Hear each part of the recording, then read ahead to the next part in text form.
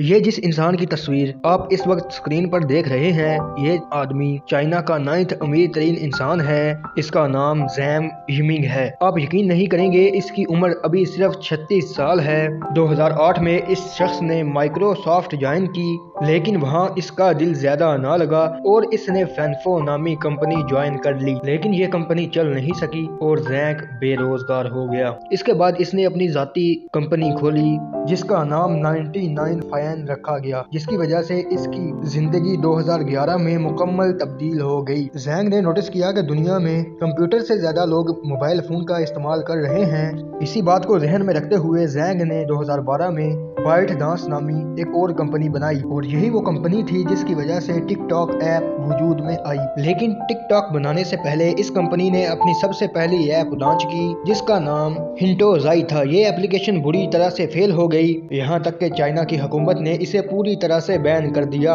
لیکن اس نے ہمت نہ ہاری اور پوری اپنی طاقت کے ساتھ ایک بار پھر میدان میں اترا۔ وہ ایک ایسی اپلیکیشن بنانا چاہتا تھا جو کہ چائنا کے لوگوں کو دن بھر کی خبروں سے آگاہ کرتی رہے، لیکن یہ اپلیکیشن بنانے کا خرچہ بہت زیادہ تھا، لہٰذا اس نے انویسٹر ڈھونڈنا شروع کیے۔ لیکن ایک بار پھر زینگ کی قسمت نے اس کا ساتھ نہ دیا اور سب انویسٹرز نے اسے ٹھکرا دیا۔ مائکروسافٹ جیسی کمپنی میں کام چھوڑنے کے بعد زینگ اب در در کی ٹھوکریں کھانے کو مجبور تھا، لیکن 2012 ہی میں ایک انویسٹر زینگ کی کمپنی میں پیسے لگانے کے لیے تیار ہو گیا۔ ان پیسوں کی مدد سے زینگ نے ٹوٹیو نامی ایک اپلیکیشن بنائی اور اس ایپ کو 1.3 کروڑ لوگ استعمال کرنے لگے۔ اس ایپ کو چائنا میں بہت سے لوگ یوز کرنا شروع ہو گئے اور زینگ کو اپنی زندگی کی سب سے بڑی اور پہلی کامیابی مل چکی تھی۔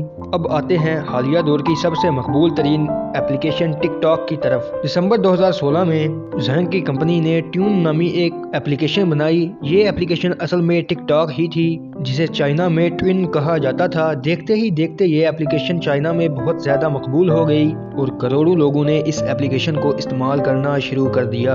اب زینگ نے سوچا کیوں نہ اس اپلیکیشن کو پوری دنیا میں متعارف کرایا جائے۔ اسی وجہ سے 2017 میں اس ایپ کا نام ٹک ٹاک رکھ کے اسے پوری دنیا میں لانچ کر دیا گیا۔ لیکن اس وقت دنیا میں ٹک ٹاک سے ملتی جلتی ایک اپلیکیشن پہلے بھی موجود تھی اور بہت زیادہ مقبول بھی تھی، جس کا نام میوزیکلی تھا۔ اب ایک بات تو واضح تھی کہ جب تک میوزیکلی موجود تھا، ٹک ٹاک کا وائرل ہونا یا پھر مشہور ہونا بہت مشکل تھا۔